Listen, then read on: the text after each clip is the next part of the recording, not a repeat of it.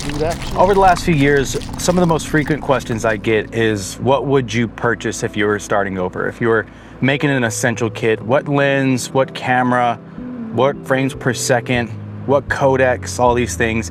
And honestly, I tell people the exact same thing. I really wouldn't give a damn about the camera and the lens as long as it was around 18 megapixel, and a lens as long as it wasn't cheap and plastic and maybe gonna break anytime soon. Honestly, creativity, photography, videography, the most important thing is you. You can outperform your gear and turn it into something great any day of the week if you're willing to outperform your gear and not only rely on specs. Here are some of the things that I frequently recommend and basically why I recommend them. First thing is filtration. Invest in it. It really is going to do a lot. This doesn't just mean glimmer glass and stuff. Specifically, I mean neutral density filters, and more importantly, variable neutral density filters. It just makes things a lot easier whenever it comes to running gun photography, videography. As someone who used to really pride themselves on using actual squared glass inside of matte boxes and having the correct, neutral density filter with the correct amount of stops for the situation, a VND really can go a long way. For an example, right now I've got a neutral density filter on this Action 5. My pooch approves of this, and I'm gonna show you what it looks like with it versus without it. Makes a little bit of a difference, doesn't it? Today we're outside. It is very overcast. It is not sunny, but I want to talk to you today about variable neutral density filters like this one right here. This is from Freewheel. This is a magnetic variable neutral density filter, and they have a magnetic filter system. This is one of two VNDs that I use. I use this one, and I use one from Earth for 67mm lenses, which is mostly for my photo lenses, and then this is for all my video lenses. And the great thing about this system is it's magnetic, so you can just slap it on and it's all good. And I have different step-up rings for all of my cinema lenses from Rokinon. This magnetic system also has another magnetic black pro mist filter you can put on top. They got different filters to stack, so this is just really cool for that. Why I like this one specifically for my cinema cameras is there's no X pattern.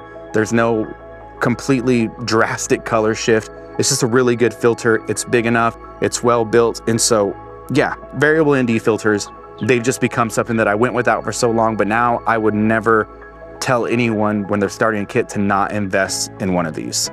Number 2 on this list is actually one that I think everyone should have, no matter who you are, if you're doing any photos, and it has to be some kind of off-camera flash. You need some good light, and I think it's very important for everyone to learn how to use off-camera flash.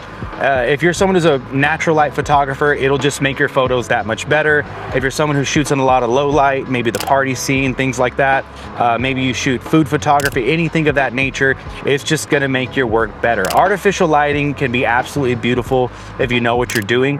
One of the ways that I love to use it is whenever you have a fast lens. A lot of times now for graduation shoots, I'll get parents that ask for a blurry background photo, and so I use a faster lens on that.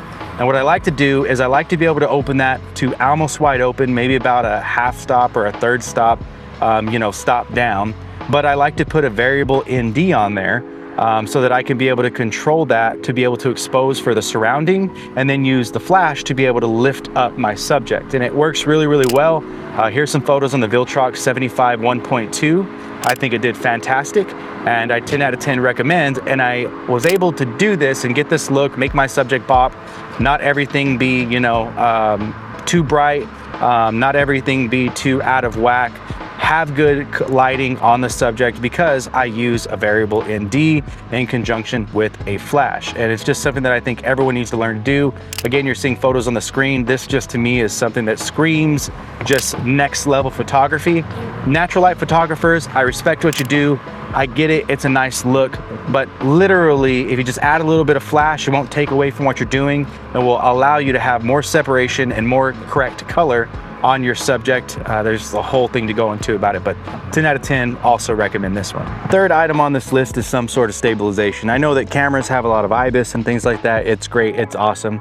Whenever you get to longer telephoto lengths, or if you just have a camera that doesn't have stabilization in it, it comes in handy to be able to use something to be able to make sure you have nice, smooth-ish footage. Now, a lot of people will go the gimbal route, but if you're someone who hates balancing on gimbals like I do, or just someone who doesn't like the logistics of having to carry another piece of gear, make sure something else is charged, etc., there is something that I will recommend, and that is a Cine saddle, Cine sack, or more importantly, something like this from the company SAC. Camera saddles, camera sacks, Cine sacks, whatever you want to call them, they are something that are prevalent in a lot of higher end productions. They're in a lot of indie productions, not because they're the best at one thing. They're not ever going to be a tripod, they're not ever going to be a gimbal, but because they're versatile at doing many things. So me personally, I don't have a tripod that goes way super low to the ground, that give you a low enough shot with an 85mm lens to be able to get a photo of my sleeping beautiful puppy.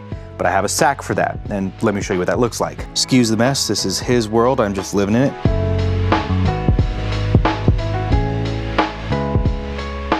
Whenever you have a lot of cinema cameras that don't have IBIS in them, or you just have a lot of movements that you want to create while carrying a camera for a long time in documentary work. So let me give one of those sliding shots. Think smooth shots, baby.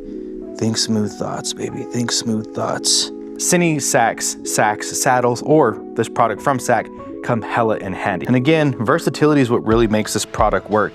It has a nice quick release buckle right here, weather resistant fabric, the ability to adjust it to be able to sit higher or lower on you depending on the shot. It's even got some areas for you to be able to stuff some filters and things in there, snacks, gaffer's tape, whatever it is. Earlier today, I got some extra footage and I'm gonna talk you through it right now, showing you what things look like with IBIS versus no IBIS versus IBIS with the sack or no IBIS with the sack, and how big of a difference it can actually make, specifically if you're using a cinema camera. Number 4 on this list is something that is near and dear to my heart, is a good bag. There's a lot of bags that I would recommend, namely the Domkey F2. That is the greatest bag of all time to me. I still use it. It's 6 or 7 years now running. Whenever I talk about the Domkey F2, that is strictly for like work and things of that nature. So any kind of assignment, anything where I'm not having to travel too far and it's photography centered, the Domkey F2 is going to foot that bill for me. Whenever it comes to long travel, airplanes, things like that, when it comes to carrying my camera gear, my actual camera gear, I use an Apache, I think it's a 5800 case. It is comparable to the Pelican 1510, and as someone who has owned the Pelican 1510 and actually used a couple of my Pelican 1510 accessories on that Apache, let me say there's almost no difference between the two. This right here is a Wotancraft 7-liter. Love this bag. This has been quickly a bag that I would say is going to be my favorite, but this has been a bag that I take with me almost everywhere now. I personally purchased and own the Wotancraft 5-liter, just regular sling. I own it in their khaki color, and that thing has been through rain, all kinds of different situations, tossed around. It has the perfect amount of pockets, the perfect amount of space. It is just so well built. The strap is great, and this 7-liter Pilot is no different. This is specifically built for cameras, that 5-liter isn't, and this just has a lot of great features. 2 pockets on the side that are stretchy boys. It's got a nice little guy down here to be able to hold a tripod or something. That's great. Little water bottle area you can put in, slide some stuff through here, which is amazing as well. It's got this magnetic clasp, which I'm really loving, because then it just locks in like that. Nothing ever falls out. It's got that kind of packing origami cube set up in there. Then it's got this nice front zippered pouch, which I'm actually loving. And Wotancraft has a great like mesh material for their pouches on the inside, and everything's just correctly placed. I don't know how to explain it. Batteries, filters, whatever I need in here, it's always correct. So Wotancraft is always correct in the way that they do their stuff. It's been great. They have this MOLLE webbing on the front, and you can buy these different accessories. They sent me 3, I used 1, but this bag is kind of small, and I did that intentionally because I don't want to carry too much. When I need to carry more, like an external battery, some filtration, things like that, I can always add a pouch, and it just clips onto here. It's very sturdy, it's not going anywhere, and it's great. And then in the back you have a pocket zipper for something like a Kindle, which I actually use. I carry this with me everywhere. This has been with me in dust storms, 3 rainstorms, up the side of cliffs and mountains, and it still looks pretty brand new other than the areas where I didn't wipe off all the dirt. This went with me to the ruins in the Sankawi cliff dwellings, Bandelier National Monument. These are in New Mexico. This has gone with me to Houston, Texas for jobs, San Antonio, Austin, I mean a lot of places. Wotancraft sent me this a couple of months ago. I asked them if I could take my time to be able to review it and put it through its paces before I talk about it and talk out of my ass about it. And they said yes. Nothing was given in exchange. I've already owned one of their bags and was going to purchase this, but this is just fantastic. I 10 out of 10 recommend this bag. This is actually more than anything on this list.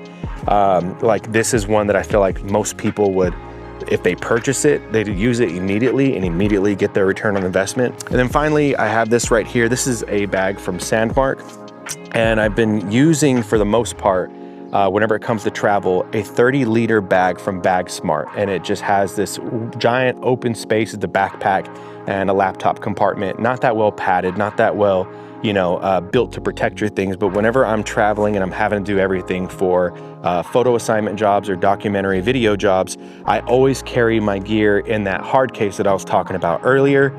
And that's my camera gear. And so a way that I can make sure that stays with me is using it as a carry-on, and then have a backpack as my personal item that has all of my clothes, my charging accessories, and anything else that may not fit in there. And that's where this comes in. This bag is great. It has an extended compartment, so it zips up tight if you're doing commuter stuff, but then it extends for you to be able to hold all your clothes. I can pack for about 2 to 5 days in here. If you're someone who's super minimalist, you could probably pack for a week in here with a pair of shoes, a couple pairs of jeans, rolled up about 4, 5, 6, 7 shirts, underwear, everything, toiletries. There's a whole bunch of different compartments to be able to store all your shit. It's fantastic. These deep pockets to be able to store things as well. I mean, it's a well-built bag, and it has replaced that 30-liter. I bought that 30-liter Bag Smart whenever it was like $90-something. And so now switching to this has been great because this has rigidity. It has form factor. It still doesn't look like a camera bag, but it can hold tripods and things. And then in the back area, you have compartments for laptops. You have these padded compartments that I was using to hold small lenses. If you have in-mount lenses, X-mount lenses, small things like that, it's a great place for it. SSDs, chargers, etc. More padding and more places to store stuff in the back section right here. My favorite part is that your laptop is suspended. It doesn't touch the bottom.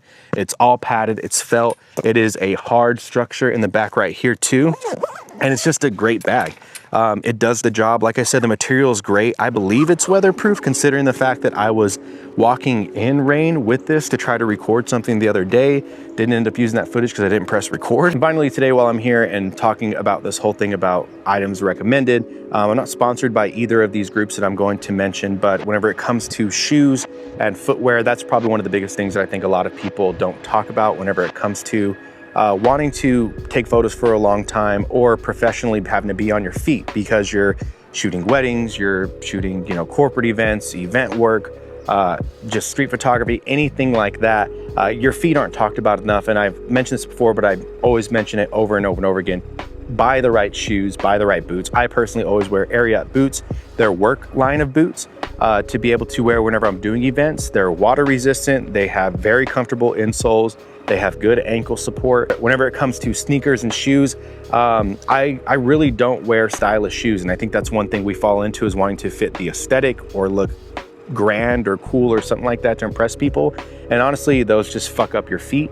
I just recommend investing in a nice pair of sneakers, Nike Pegasus. I personally use Carhu right now. My boy Like Ali works at Hilo, and he's really crushing it with them. And those are ethically, I think, created whenever it comes to environmental, aspects.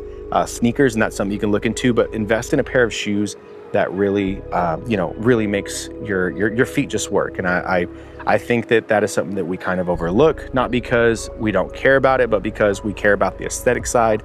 And honestly, you'll be thankful whenever you do take care of yourself with the right footwear. But with all that being said, I hope you guys understand where I'm coming from. I hope some of this was a little bit helpful to you. Remember to take it light, but take it, and have a good one.